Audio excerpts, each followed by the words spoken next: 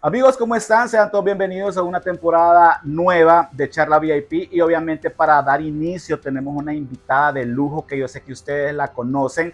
Estamos hablando de nada más y de nada menos que de Verónica Guerrero. Un aplauso, por favor. Voy a aplaudir yo sola también. Gracias a todo el gracias público. por iniciar la temporada 2 de Charla VIP. David, muchísimas gracias por la invitación, a todo el equipo que está detrás de este proyecto. Encantada de estar aquí. De verdad, No, gracias, platicar gracias, de todo gracias. lo que ustedes Y quieran. nosotros siempre tenemos la tradición, bueno, de obviamente el café no puede faltar. Okay. Y aparte de eso, también estos son los nuevos termos que estamos dando para esta temporada, para Qué que lindo. uno pues lo tenga ahí y cuando estés viendo ahí el podcast, pues ahí es. Para que no te olvide. Así es, Ok. así es. Bueno, Gracias. Verónica, hay tanto de lo que tenemos que hablar porque Sí. sabemos que has tenido una gran Muchísimo. responsabilidad aquí en El Salvador de ser un ícono y la verdad que es súper íntegro, alguien que de verdad no ha escuchado ningún escándalo ni nada, ¿verdad? Y como decir, ha pasado pues en bandera limpia todo, ¿verdad? Ujú. Cuéntanos cómo fueron los inicios. Desde pequeñita tú vienes del mundo de familia, mejor dicho, del mundo del entretenimiento, o eres la que ahí, como decían, la oveja negra de la familia. Para nada. Sabes, bueno, obviamente desde pequeñita sí me gustaba como salir en el show, en los actos del colegio, etcétera. No me quedaba atrás. Pero lo que mucha gente no sabe es que mi papá tuvo mucho que ver en los inicios de la televisión aquí en El Salvador. Ah, ok. Con don Boris Jesersky, la iniciación de Canal 6, él hizo obras de teatro, bueno, de repente le daba la cantada. Entonces él sabía y estaba seguro que uno de sus hijos traía la vena artística. Ajá. Y entonces resulta que cuando Canal 10, en el año, si no mal recuerdo, 1988, habrá sido 87, hace una convocatoria para jóvenes que querían incursionar en los medios, ya sea narradores deportivos, lectores de noticias, periodistas, espectáculos, etc. Entonces viene mi papá, no sé cómo se da cuenta, en el periódico en aquel entonces, estábamos cenando y me dice, Verónica, va a haber un cursillo en Canal 10 para jóvenes que quieran llegar. Pero te voy a decir que en ese momento a mí no me dio ni frío ni calor la noticia, ni fue como que, ¡ah, de verdad, yo quiero ir! No, o sea, porque no entendía básicamente a qué se refería, porque en aquel entonces era como... ¿Cuántos años tenías? Tenía 17 años. Ah, 17. Y entonces mi mami saltó porque dijo, ¿cómo es posible? Yo iba del colegio a la casa y de la casa al colegio en microbús. Y entonces dijo, ¿quién la va a llevar? ¿Quién la va a traer? Y siempre el temor de los papás que vas a descuidar las calificaciones. Y entonces cuando llego, hago el cursillo, si no recuerdo fue un mal recuerdo, 15 días o 2 semanas. Y entonces nos daban escuela, nos dieron escuela de cómo hacer un programa de televisión, cómo hacer un programa en vivo, una entrevista, cómo tomar un micrófono, de qué lado colocarte en la cámara cuando tenés más de 3 invitados, etc. Y entonces, en aquel entonces te mandaban un telegrama y me rogaba a Dios que no llegara un telegrama a la casa. Y llegó el telegrama diciéndome que me habían aceptado para un programa juvenil que se llamó Notas Chic. El programa duró 1 año al aire.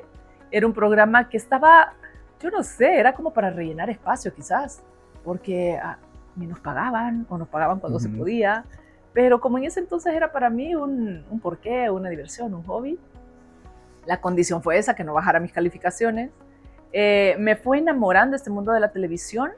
Luego quitaron el programa, cerraron el programa porque dijeron que iba a haber nueva administración. Entonces todavía me acuerdo que fui 2 o 3 veces a preguntar qué pasaba, si íbamos a retomar, etc. Y no. Pues en ese año, en el 91, 92, yo salgo en el 90-91 de Canal 10 y en el 92 aparece la portada de la revista Ella. Entonces soy la portada del mes de agosto y cuando me voy a la universidad, Charlie Renderos en la femenina empezó a hablar de la portada de ella, quién es ella, etcétera, etcétera. Y entonces llamo a la radio para darle las gracias por los buenos comentarios que estaba haciendo, sin ninguna intención, ninguna. Él estaba en Domingo para Todos ya.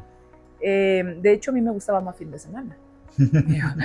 Bueno, tú interrumpime, yo empiezo a hablar de todo lo que me estás preguntando. Y entonces mi papá me dice, te voy a llevar donde Willy para que te acepte ahí en Fin de Semana. Y entonces llegamos y me dice Willy, no, guapa, lo que pasa es que yo tengo una modelo rubia y una modelo pelo negro. Y ahorita me hace falta una rubia. Entonces, si algo estaba segura yo que no me iba a pintar el cabello. Ah, ok. Y entonces, bueno, Dios sabe. Igual no te iban a dar Dios permiso sabe. tus papás. No creo, Ajá. no creo. Quizás yo no me hubiera dado el permiso porque Ujú. siempre me ha gustado mi cabello negro y creo que sigo siendo fiel a eso. Ujú. No digo que en algún momento haya un cambio, no lo sé. Ujú. Pero Dios sabe lo que hace. Creo que Domingo para Todos sí fue como el programa en el que debería de haber estado. Así es. Yo le llamo la época de oro de la televisión nacional. Sí. Era el programa de ese entonces y Ujú. quizás tenía un poquito más de magia por el hecho que era un programa más auténtico, más popular y entonces la gente obviamente se sentía más identificada. Sí.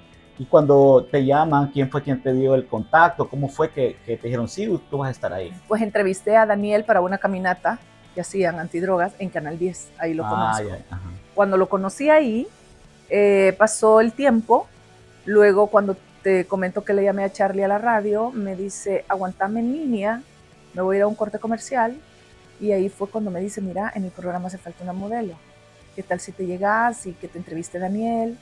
Y yo, ok, voy, Daniel me entrevista, me dice, te vamos a avisar. Eso fue un miércoles, el domingo me voy para la playa y me dicen en la casa, te hablaron de Domingo para Todos.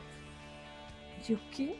Yo perdí la oportunidad. Y yo, ¿cómo? Pero es que a mí no me dijeron que me iban a hablar tal día. Le llamo a Daniel y me dice, no, bueno, venite este domingo, que era el siguiente, te voy a probar 3 meses, si me gusta, bueno, y si no, pues no.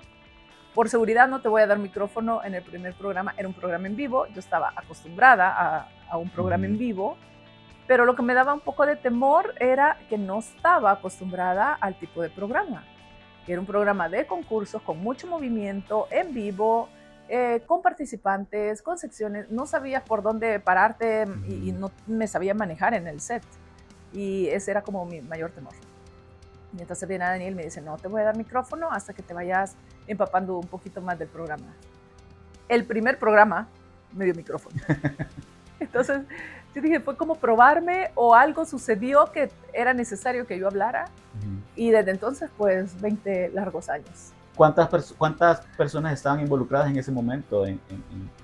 ¿Entraste como modelo o siendo? Entré como modelo. Como modelo. Éramos varios. Daniel era, ¿qué? El productor, coordinador, vendedor, presentador. Sí, todo. Era la cabeza del programa. Luego estaba Charlie, que hacía básicamente exteriores y era como un animador. Luego estaba don Roberto Andrade, que era el que llevaba la contabilidad, pero tenía una figura importante al aire en el programa, que hacíamos el chiste jocoso de que ¿cuánto podemos regalar? Ok, ya nos pasamos, veamos la lista, veamos la cuenta, si llevamos los premios como debe ser.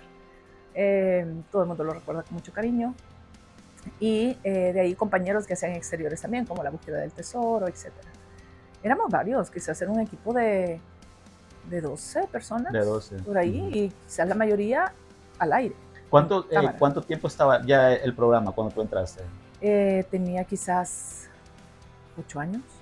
8 años. Ya el programa empezó en el 87, el primer programa fue en el 87 y yo entré en el 92. Ok. Sí. Entonces, fue una experiencia realmente linda. Luego Daniel se va del programa y entra el Gordo Max como presentador, que también ya había estado como en exteriores, ya éramos compañeros de programa.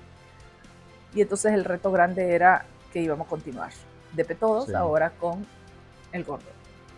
Cuando llegue el Gordo, paso yo a ser la coanimadora del programa junto al Gordo. Entonces ya dejé de pasar de modelo a coanimadora. Pero siempre habían modelos. Siempre había modelos, siempre. Eran 2 modelos en el programa y los 2 conductores. Y bueno, sabemos de que en ese entonces, pues no sé, obviamente tú estabas pues sumamente joven, que pues obviamente uno quiere salir a fiestas, quiere esto y lo otro, pero pues sabe que uno el domingo nadie trabaja, ¿verdad? Siempre, ¿cómo era eso? ¿Cómo era ese proceso de poder pues mentalizarse que había que levantarse, a qué horas había que estar en el canal, etcétera, etcétera? No me costó mucho, te diré, porque no fui parrandera. Ok. No era de discotecas, no era de salidas. Ahora yo veo a los jóvenes y digo, todos los fines de semana quieren salir. Y escucho a los amigos nuestros que ya tienen hijos adolescentes y me dicen, espérate, que ya, o sea, mis hijas de 10 años ya arman sus saliditas con las amigas y nos vamos a reunir y nos vamos a reunir. Entonces es como que me tenés que llevar. Y yo, es mi tiempo, no el tuyo. Exacto. Pero no, fíjate que no me costó en ese sentido. me apasionaba lo que hacía, igual ahora, pero en ese momento era mi trabajo y aparte de la responsabilidad que merecía, me divertía. Entonces, lo que costaba un poco era que si 1 de enero caía domingo, teníamos que ir 1 de enero y estar ahí a las 6 de la mañana. Claro. Igual enferma, Sí. no estuvieras enferma, con problemas sí, y todo. Igual. ¿Qué joven no te enfermas tanto? Bueno, en Joven, en esta época mucho. creo que sí, en esta época hay mucho. Entonces, no me costó mucho. Me encantaba estar ahí los domingos. Todavía estuve en DP Todos cuando me casé. Y como no tenía hijos todavía, yo dije, bueno, vamos a seguir en el programa. Mi esposo me veía y me decía, ahora me dice, híjole, yo te veía a la 1 de la tarde, un domingo, y ahí con una orquesta y bailando. Yo dije, no. Claro, yo estaba en el lugar y me pareció increíble el momento. Claro. O sea, Y tu esposo no tiene nada de relación con medios ni nada. nada, Okay, nada. Él es ingeniero industrial y no tiene nada que ver con los medios. ¿Y cómo fue ese flechazo? ¿Cómo fue que tú conociste a tu esposo? Cuéntanos. Tanto como flechazo, no creo, momento. porque creo que no fue amor a primera vista. Eso de amor a primera vista, pues yo diría que un gusto a primera vista. Okay. A mí me gusta mucho el diseño y la decoración. De hecho, estudié arquitectura y diseño, pero me gradué de psicóloga. Y entonces me ponía a inventar en la casa de mis papás, que igual era mi casa. Y entonces le digo a mi mamá, remodelemos esto y lo otro. El ingeniero que estaba a cargo de la obra me dice, vaya a Preco, que es la empresa que mi suegro, que en paz descanse, fundó. Y me dice, ahí va a encontrar lo que usted anda buscando. Realmente no andaba buscando nada, pero sí estaba como, digamos, como una relación un poco tóxica.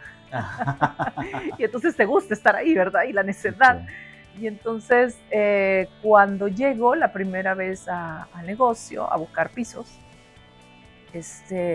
conozco a mi suegro, que no sabía que iba a ser mi suegro, pero él quería que yo fuera su nuera, porque me lo dijo después la asistente. Okay. El día que la vio don Mario dijo, alguien así me gustaría para Juan Carlos. Bueno.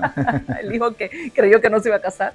Y entonces conozco a mi cuñado, es el que me atiende en el negocio, y luego llega mi esposo a pedirle, no sé, las llaves del vehículo y me lo presenta. Entonces cuando yo lo veo, pero yo estaba enfocada en los pisos de mi casa. Y entonces así pasa el tiempo, luego necesité que él llegara a supervisar el mismo trabajo, que llegara a la empresa a supervisar lo que yo había comprado. Y resultó que llamo por teléfono y la asistente me dice, le voy a pasar al encargado. Cuando me dice el encargado, yo juraba que era jefe de bodega o alguien que estaba a cargo de la obra. Y entonces él me cuenta que la secretaria le dice, ingeniero, habla Verónica Guerrero. Sí, bueno, pásemela, quiero ver qué desea. Como una clienta más. Y entonces ella le dice, ¿sabe quién es Verónica Guerrero? Mi esposo no estaba como muy enterado de eso. Ajá. Y le digo, no sé quién es Verónica Guerrero. Y ella no le dijo la de Domingo para Todos de inicio, solo le dijo la señorita que vino el sábado pasado a comprar los pisos. Ay, a mi esposo se le encendió el foco y dijo, o sea, él dijo, me gustó. Y entonces me llama, comenzamos a platicar, coordinamos una cita en la casa.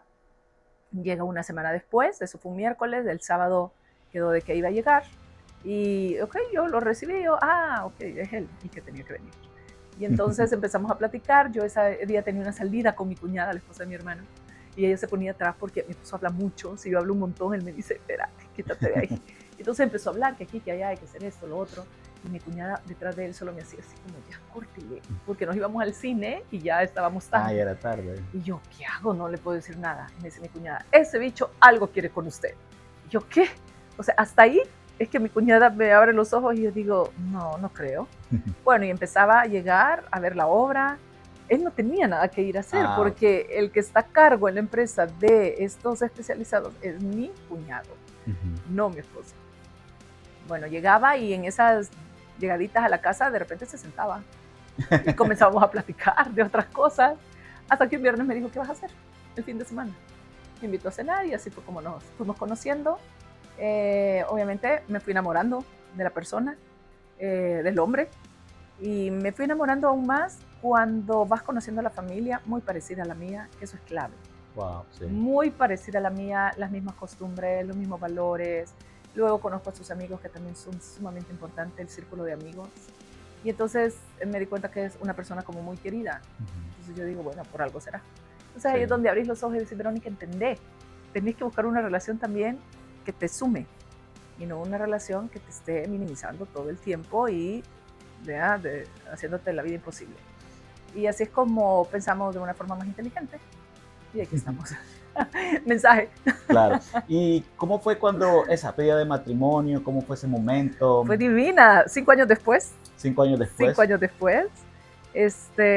Yo sí quería, con todas las de la ley, quería la pedida de mano a mis papás, independientemente de la edad que tuviera, como debe ser, creo yo, que es, claro, es un orgullo para tus papás, supongo, es como un regalo para ellos también, que te han educado y que al final te quieren ver hecha y con una vida estable. Fue la pedida de mano, llegaron mis suegros, luego la bendición del anillo, hicimos una especie de cenita con la familia para el compromiso, y al año de haber pedido mi mano, nos casamos. Un año, un 8 de noviembre del 2008. Siendo pues comunicadora, también dices que te gusta mucho pues la moda y todo. ¿Cómo fue esa organización de la boda? Porque pues eres un rostro muy conocido, obviamente lo sigue siendo, pero en ese entonces pues todos sabían quién era Verónica Guerrero. Pues te gusta la moda. ¿Cómo fue la boda? ¿Cómo fue todo ese proceso? Porque pues estar trabajando en medios y aparte organizar una boda pues también cuesta. Sí. Pues, y saber la que se va a casar también es... Lo disfruté mucho, porque yo ya sabía cómo quería mi boda. No. Tanto que mi mami me dijo, tu suegra me llamó y me dijo que no la has tomado en cuenta en nada. Y yo también le dije que a mí no me ha llamado para nada. Y entonces le respondí que como tú ya sabes lo que querés, por eso es que no nos ha llamado como para acompáñenme a tal cosa, díganme dónde puedo ir acá o vayan a darme su opinión. Yo ya lo tenía claro. Inclusive mi esposo no se metió mucho en la organización en cuanto a los gustos, en qué íbamos a poner, cómo íbamos a decorar. Algunas cosas él se dio cuenta y se enteró hasta que llegó a la ceremonia. Y dijo, ok, ¿y esto qué es? Aquí es donde nos vamos a sentar. Fue en unas pacas de heno. Mucha gente me decía, ¿te vas a casar con un mexicano? Porque sin querer, queriendo, llegué a un inicio de boda al estilo mexicano. Porque no me casé ni con la marcha nupcial, fue en Cajamarca. Víctor Emanuel es el que llega con el mariachi en vivo y comienza a cantar canciones de José Alfredo Jiménez. Entonces, con la música de José Alfredo Jiménez y de Vicente Fernández, entro yo a la iglesia con el mariachi en vivo. Y entonces, al final de la ceremonia, pues a los invitados se les atendió con tequila, con un baile mexicano, etcétera, etcétera. No me costó mucho organizarla, me di un año de espacio para ir haciéndolo todo despacito. Y hasta hoy, yo creo que antes no se usaba mucho el que contratabas a alguien para que te echara la mano. Yo sé que es importante y quienes han trabajado con alguien así, creo que le facilita el tiempo y la vida, pero como yo ya sabía lo que quería, si contrataba a alguien era como para que fuera esa persona a hacer lo que tenía que hacer y después solo venirme a mostrar lo que había encontrado según mi petición. Entonces yo dije, mejor me tomaba el tiempo para ir y buscarlo yo misma. Claro. Entonces, de hecho, toda la organización la hice yo. Wow. Sí. ¿Y cuál fue la canción que bailaron? Bailamos una de Francisco Céspedes, Nadie como tú, que es una canción que nos representó para cuando éramos novios. Él le gustaba mucho Céspedes y a mí también.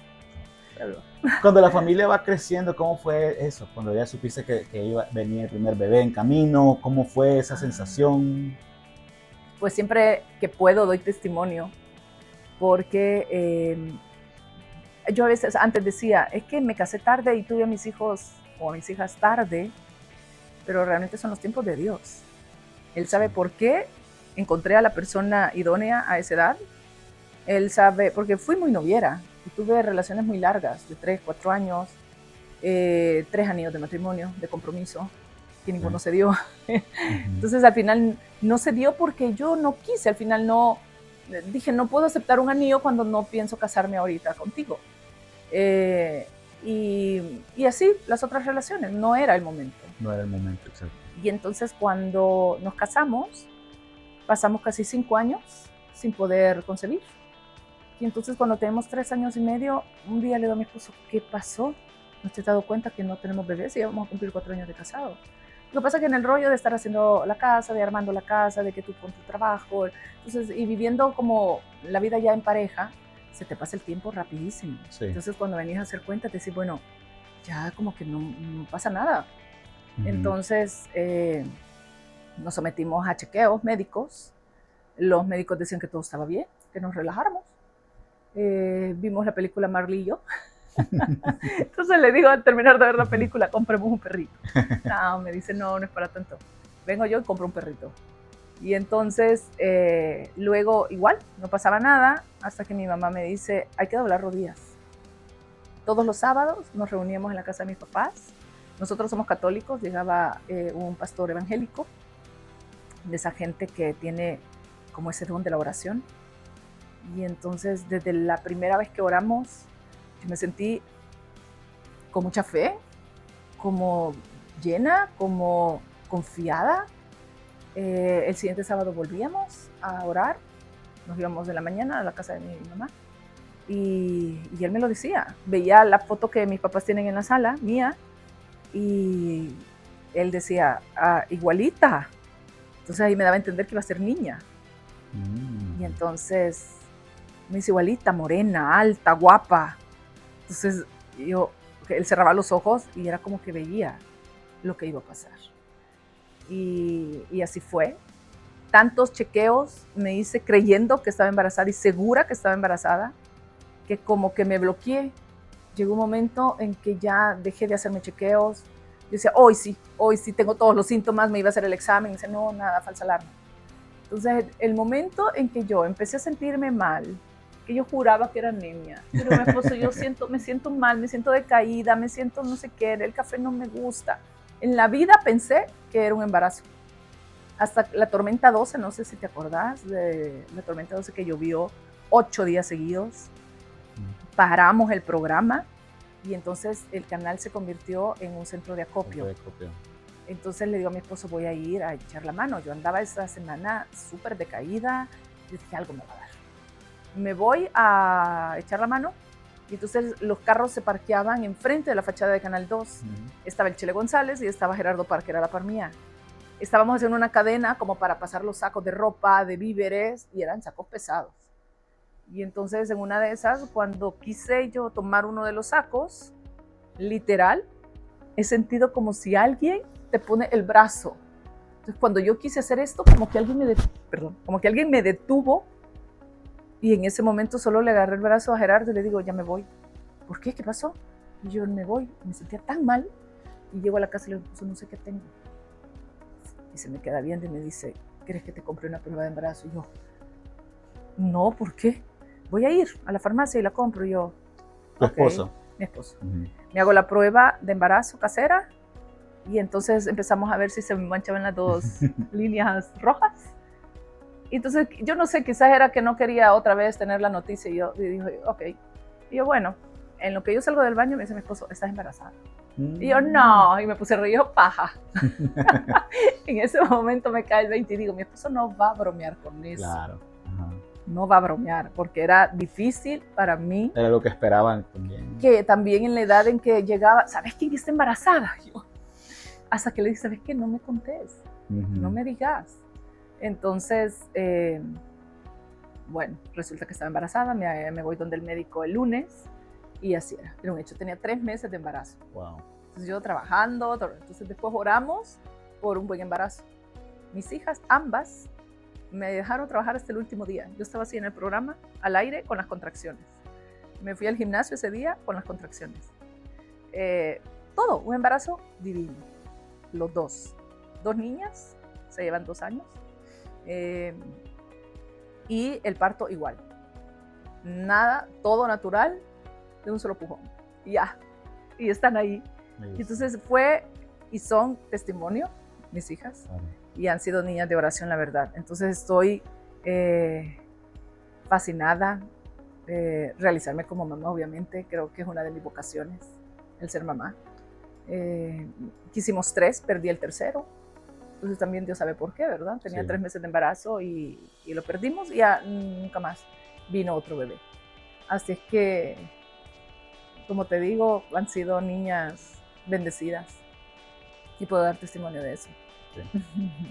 Bueno, Montserrat y Romina son los 2 ángeles que te cambiaron la vida. Divinas, totalmente. ¿Y te imaginaste realmente el ser mamá? Que ya, pues una cosa es que te lo cuenten y otra cosa es vivirlo. Sí, ¿Sabes? O sea, siempre estuvo la duda porque hasta que lo estás intentando, sabes si vas a poder tener hijos o no. Entonces cuando te decían, no hay nada, la gente me decía, ¿y usted no quiere tener hijos para no arruinar su cuerpo? Entonces eso es lo peor que te pueden decir porque nadie sabe, entonces no hay que juzgar. No, y aparte en el medio en que tú estabas, me imagino que recibías llamadas y te preguntaban. Exacto, y usted no va a ser mamá, ¿y usted cuántos años tiene de casada? ¿Y por qué no quiere tener hijos?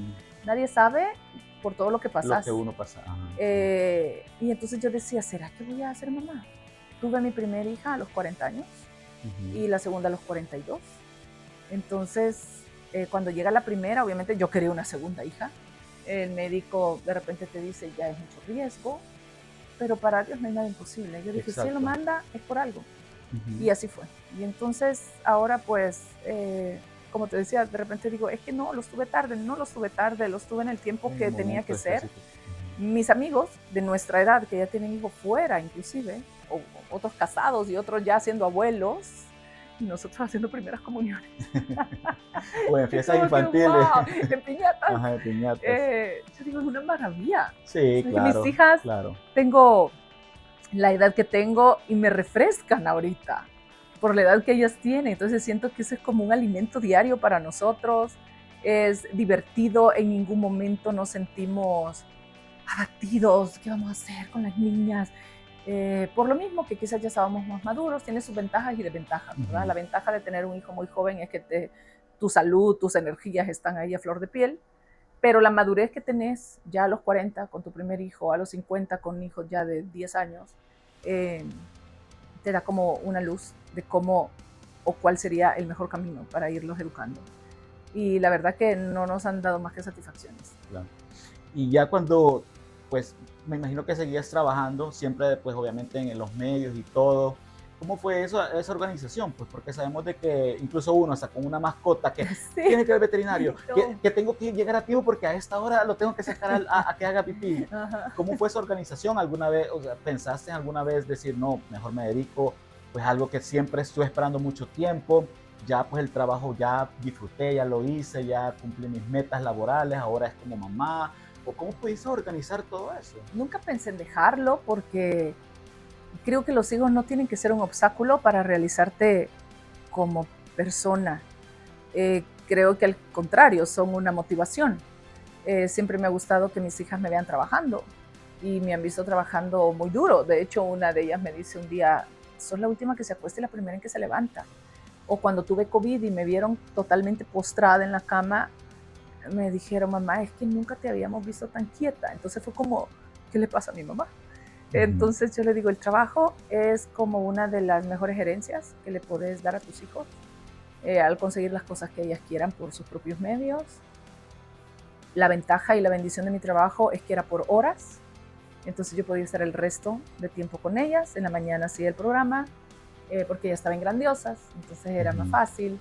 En la tarde me iba a la radio, en la 102.9, mi suegro vivía enfrente, entonces me llevaba a la niñera con mis hijas, las dejaba donde mi suegro, cuando salía de la radio las pasaba a traer, entonces las daba todo el tiempo conmigo, lo más que podía.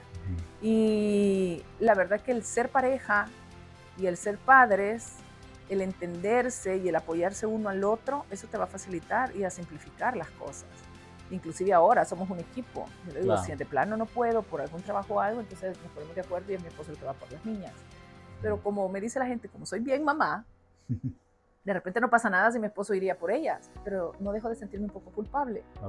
Porque digo, es que yo puedo organizarme y puedo hacer esto después acá y después la voy a traer. Y lo que hago es decirles, Romina, ¿me vas a esperar un ratito?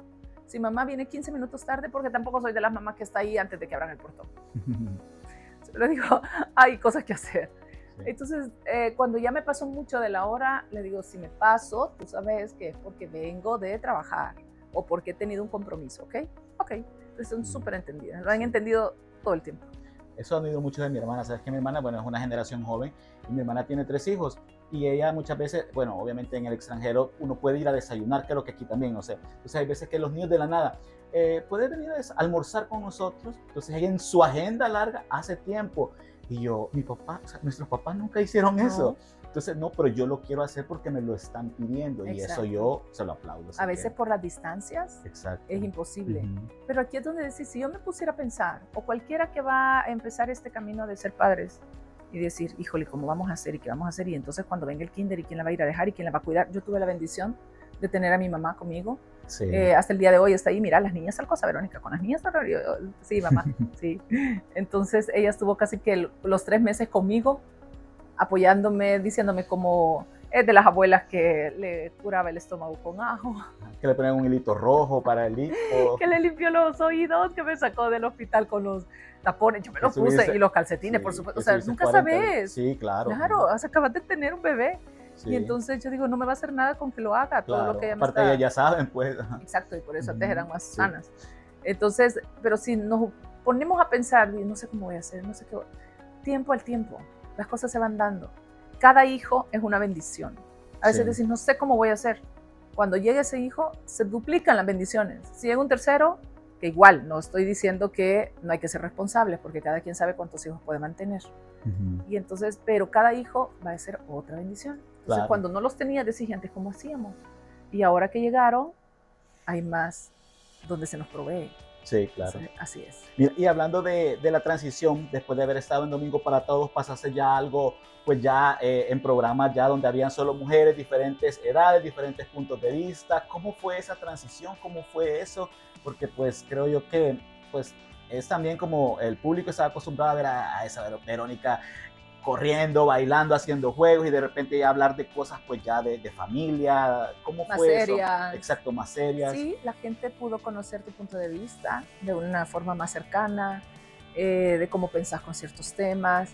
Grandiosas fue cuando a mí me dicen viene un nuevo proyecto de Grandiosas, hay que esperar, porque en ese entonces me llamaron de mujer a mujer. Entonces yo no sabía si era el momento porque venía Grandiosa. Entonces yo dije, después de esperar tanto tiempo de todos, y viene ahora un nuevo proyecto en el canal, era lo que estaba esperando. Claro. Entonces dije al 33, no, quiero estar en Grandiosas. Que esperen o gracias, porque no voy a hacer no, y aparte de eso llevabas años. Exacto. Y pues antes creo yo que era como lo típico, ¿verdad? No estuvo, o sea, como alguien se va a salir de una de las televisoras más populares, más grandes, que es el sueño, creo que de la mayoría de los comunicadores, irse a algo que pues uno no sabe, ¿verdad? Exacto. Incierto que puede pasar. Y que no sabe, de hecho, que no sabíamos. Pero entonces me voy a Grandiosas, me dicen vamos a desintoxicarte un poco porque de Todos a Grandiosas vamos a dejarte 3 meses. Siempre era figura del canal.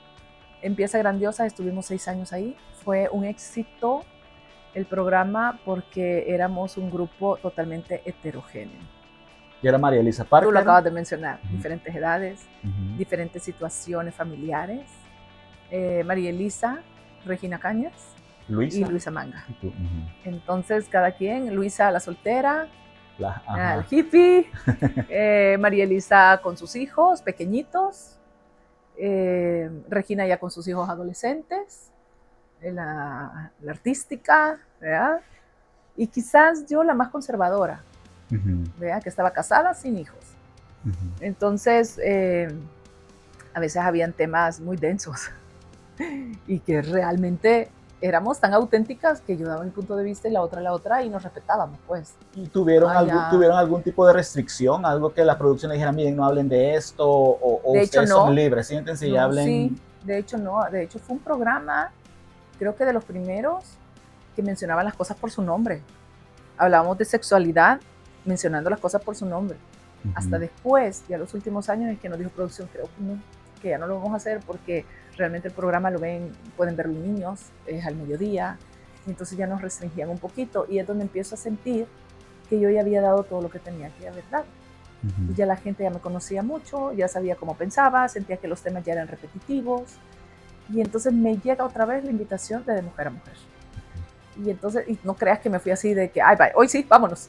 No, pero me voy a la dirección y a la jefatura de TCS y les digo, bueno, me están ofreciendo el 33 esto, es un programa que me llama la atención porque es un programa que voy a conducir directamente, es como que era un programa mío para mí, pero quiero saber qué tiene TCS para mí.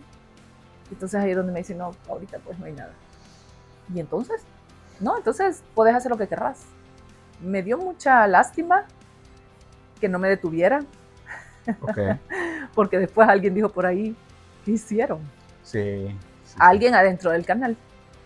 Entonces, pero bueno, no me arrepiento. De mujer a mujer me dio mucho crecimiento a nivel profesional. Conocí tanta gente linda que ahora pues forma parte de mi vida. Me dio otra experiencia en los medios. ¿Cuántos años estuviste? 6 años. 6 años también. de mujer a mujer. Sí. Hasta que llega, fue un programa muy enriquecedor. Tenía muchas cosas, No, un programa diario. Sí, y aparte que también tenía creo que fue uno de los más populares de Exacto, Canal 33. del 33. Sí. Y entonces hasta que llega un 1 de enero, y lo digo, y aquí no es como responsabilizar a nadie, aunque sea irresponsabilidades, porque eso no se hace, no se vale. No se vale que así como te llamaron y se sentaron contigo para negociar tu entrada y compromiso por partes iguales, que no me llamaran para sentarme y decirme, mira, en tanto tiempo esto deja de ser. Entonces tú te preparas emocionalmente, y voy a hablar más de la emoción, del sentimiento y de la frustración. Y es como tan doloroso de sentarme, veo mi teléfono un 1 de enero, domingo, y veo el teléfono y me dice un muy buen amigo de los medios, que ya había alguien que me decía, Vero, ten cuidado, Vero, hay rumores de esto. Entonces yo todavía me reí y le dije, ¿quieres decir que en enero no tengo trabajo? Y me ponía a reír, o sea, yo, porque esperaba que no lo hiciera más formal. Y entonces ese 1 de enero veo el teléfono y me dicen, Vero, ¿ya viste esto? Y era una nota que sacaba la prensa gráfica ese día. Y decía Canal 33 y operaciones. Entonces yo empecé a temblar, literalmente me senté. Mi hija salió cuando le digo a mi esposo, ¿qué es esto? Entonces mi hija oyó cuando yo dije, ¿qué es esto? Y llega y me dice, ¿qué pasa, mamá? Estaba temblando, llorando. Y yo, no sé, no, ¿qué pasa? Y yo, no sé. Y me voy al chat del canal y ya pues nos daban las gracias diciendo que podíamos pasar por nuestro cheque el martes. Solo dando las gracias y ya. Fue frustrante. Entonces, y fue realmente un duelo. Lo mío es la televisión. Entonces viví un duelo largo, largo, que no te podría asegurar si hasta el día de hoy, ya casi 3 años, lo he superado. ¿Y tú crees que ahí te arrepentiste en algún momento de haber tomado esa decisión? No. Nunca me arrepentí. Y me he hecho la pregunta, yo, ay, ¿y si no me hubiera ido de TCS? No, porque en TCS me fui cuando tenía que haberme ido. Me voy al 33 cuando te están llamando, y mi esposo, aquí es donde hacemos un gran equipo, me dice, no es lo mismo que vayas a tocar puertas a que te vengan a buscar.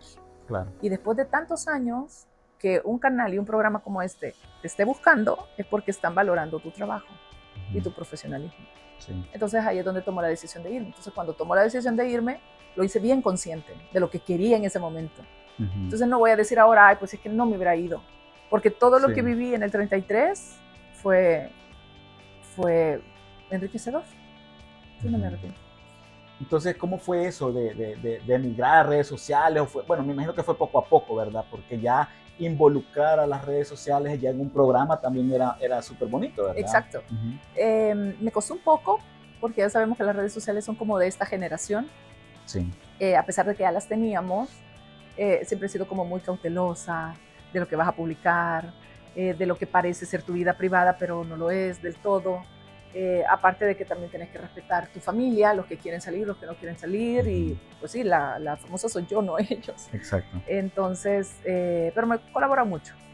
Pero cuando termina el 33, no tengo de otra que volcarme más y dedicarle más tiempo y más preparación a mis redes sociales. Inclusive para que no fuera una simple publicación, sino que hubiera contenido.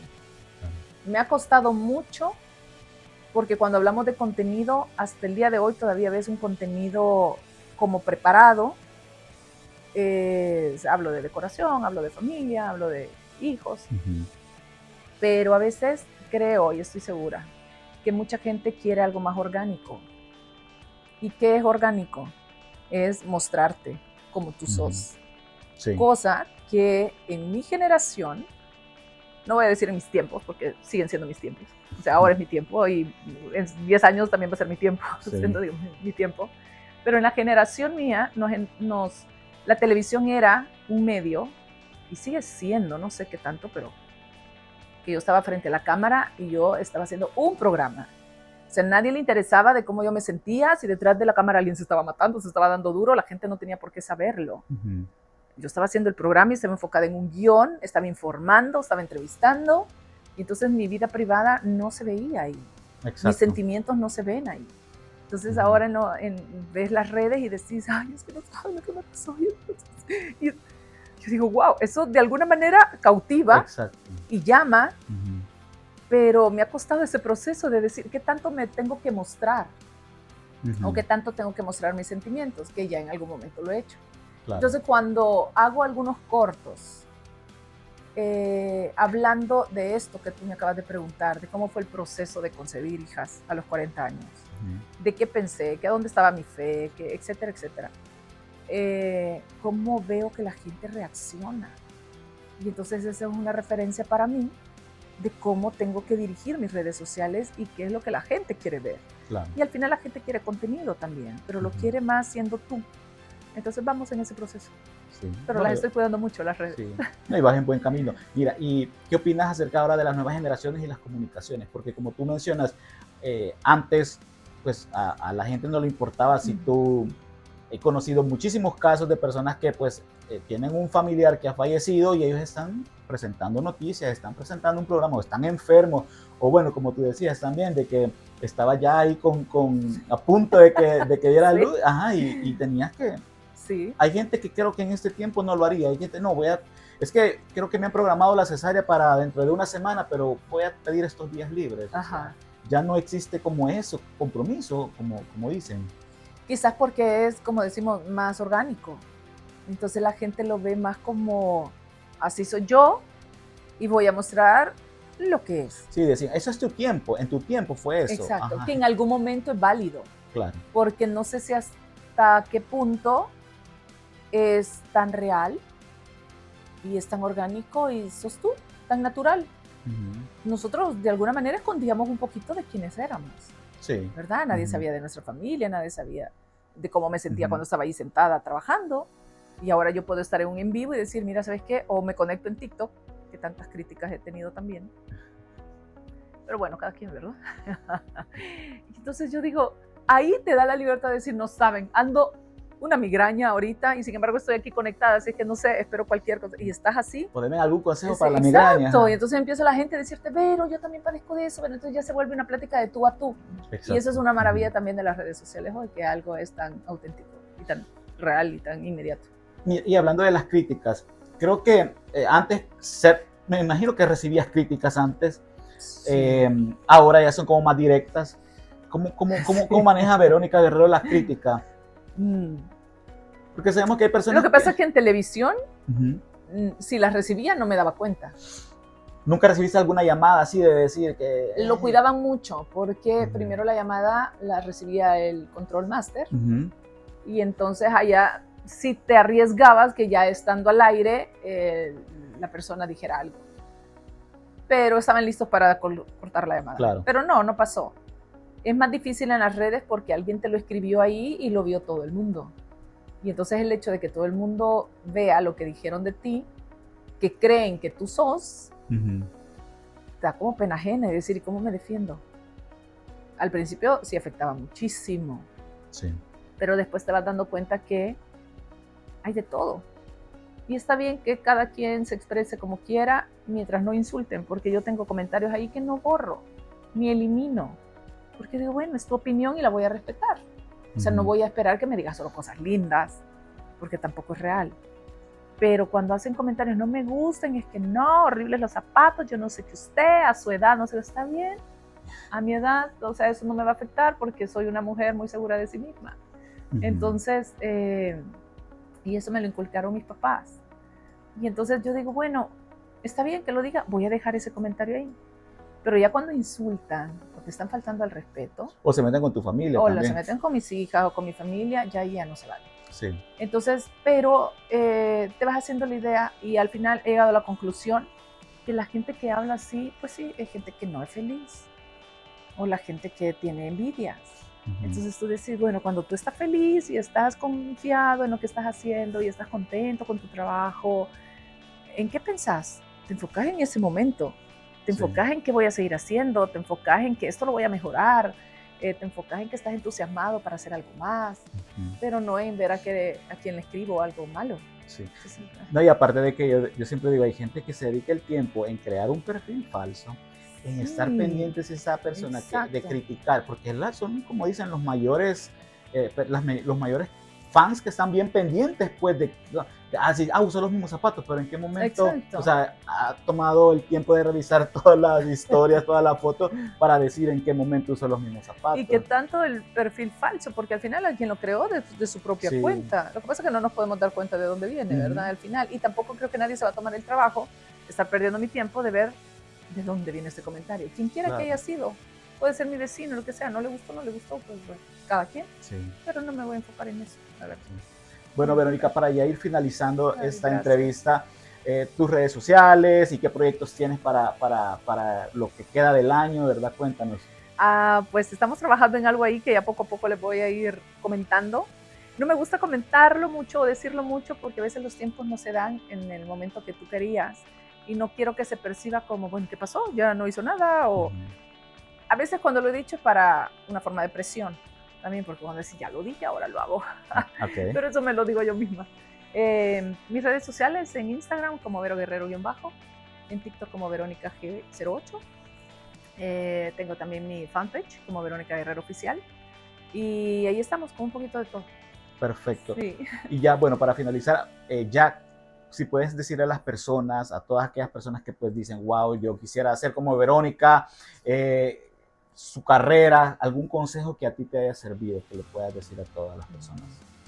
Primero, cuando dicen quiero ser como Verónica Guerrero, lo que yo quisiera pensar es que sirvo como referencia, que sirvo solamente como inspiración, no como para que alguien me copie, porque no hay nada más bonito que ser auténtico. Claro. Cada quien tiene su gusto, cada quien tiene su forma de pensar, cada quien tiene su forma de ser, y todo es bonito. Entonces, cuando lo descubrís y sos bien tú, entonces tomás referencias. Yo las tomo. Claro. Yo tomo referencias en todo, en los tipos de programas, en los tipos de mensajes, en la ropa, en la moda, etc. Pero lo más importante es que se preparen. O sea, es un privilegio en la época de televisión, es un privilegio, o en la época de radio, tener un micrófono en la mano y tener esa libertad de hablar.